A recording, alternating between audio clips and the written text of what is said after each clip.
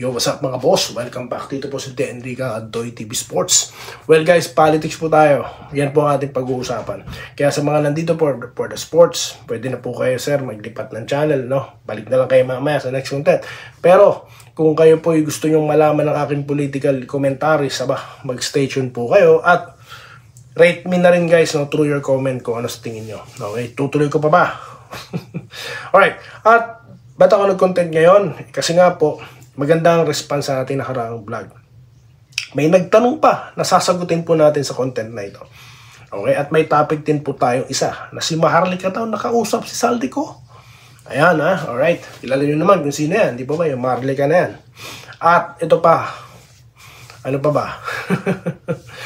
May tanong kasi po na sasagutin ako kung DDS daw ba si Doy TV. Interesado ba kayong malaman yan? Stay tuned.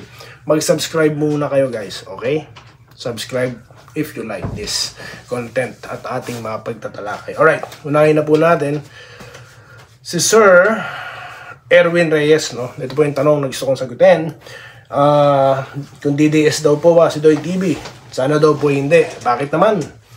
Biktima daw po siya ng war on drugs ng dating Pangulong Digong. Kinalong daw po siya. Wala daw po siyang kasalanan. Alright? Hindi daw po siya adik. Wala daw po siyang masamang bisyo sa katawan. Cook daw po siya. At dahil daw po nakulong siya, nawalan siya ng trabaho. Okay? Ang kanyang hobbies, no? Basketball, NBA 2K lang po ang libangan niya. Alright? So, sir, siguro can you elaborate, no? Paano po kayo nasama dyan? Bakit? Paano? Nadamay lang po ba kayo? Ano po ba nangyari, no? Alright?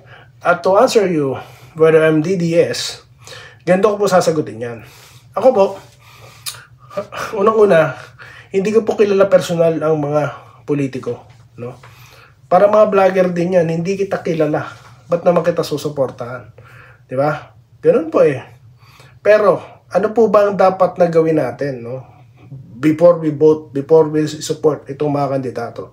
Kilalanin po natin yung kanyang plataforma. That's number 1. Number 2, advokasya niya, no? Ano bang gagawin niya? Ano bang plano niya?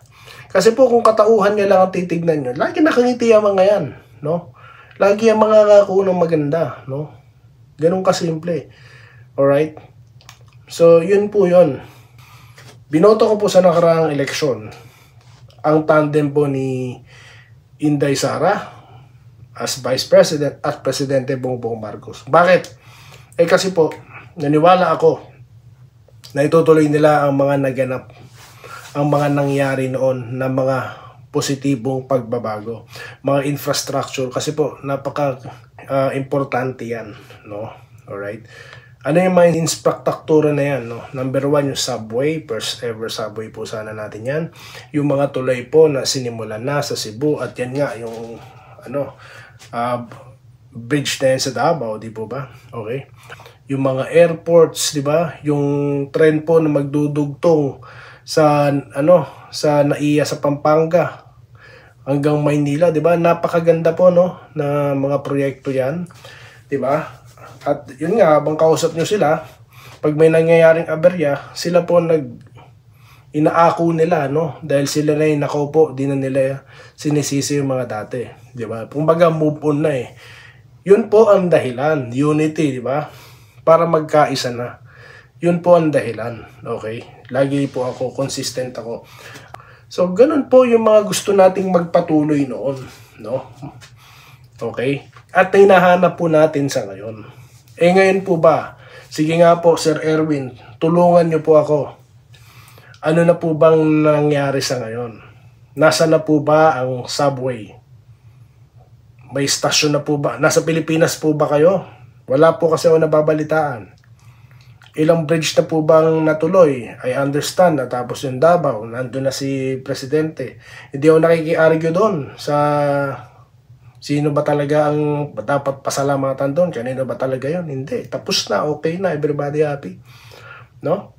So, ganun po yun. Katulad po ng ina-advocacy ko sa inyo, maghanap kayo ng vlogger na may mapapakinabangan kayo, hindi yung susuporta lang kayo. Dahil, bakit? Panatiko nyo, hindi nyo naman nga kilala. So, ganun po akong klase ng ordinaryong tao na, tumitingin sa kandidato.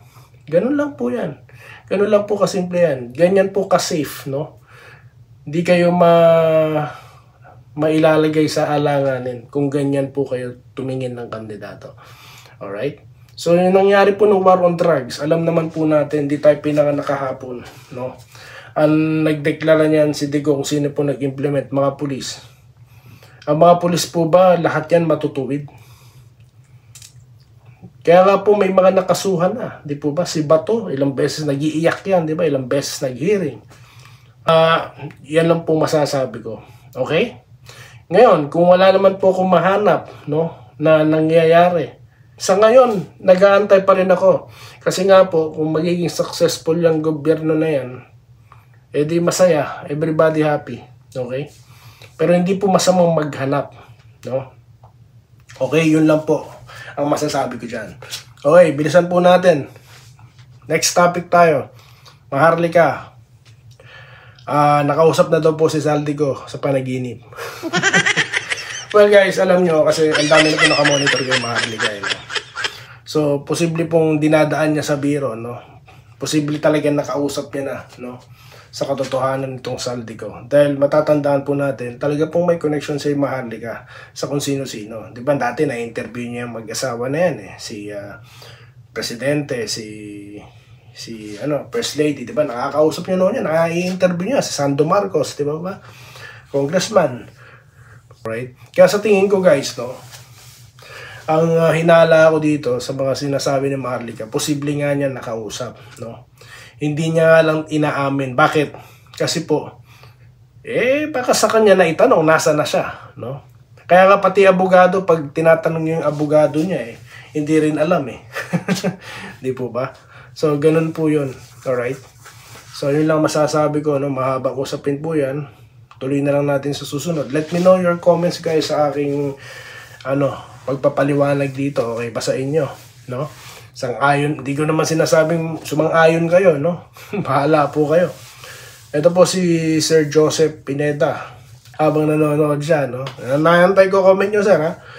Vincent Nava, okay, para daw sa akin, mahalaga taong bayan ang makinabang. Alright. Sa lahat ng ginawa ng gobyerno natin, na suportahan kahit sino maupo na pangulo sa ating bansa. Ng ating bansa, okay, basta ang una sa kanya, yun, di ba? Are we aligned? Wenceslao Hapon, nag-good PM. Sa halagang 500, hindi kasya kahit 2 anak. Ako po kasama nyo dyan, no? Hindi ako naniniwala ng kasya po talaga yan. No? Hello Lods daw po, sabi ni Lawrence Craig. At tanong naman po ni Sir Robert Keviab, saan daw po mapupunta ang 500? Yun nga po, sa mahal ng bilihin, saan talaga mapupunta yan. No? So ako, di rin ako naniniwala dyan. Okay, so yun lamang po guys. Maraming salamat sa inyong pakikinig, no? Mag-comment na po kayo, no? At Sir Erwin, pa-elaborate po ano ba nangyari dyan, no? Alright. Bakit naman po wala naman palaking ginagawang masama, no? Bakit naman kayo nahuli, no? Alright. So, yun lang po guys. Maraming salamat sa inyong lahat. Magkikita pa po tayo sa next content. Maraming salamat po.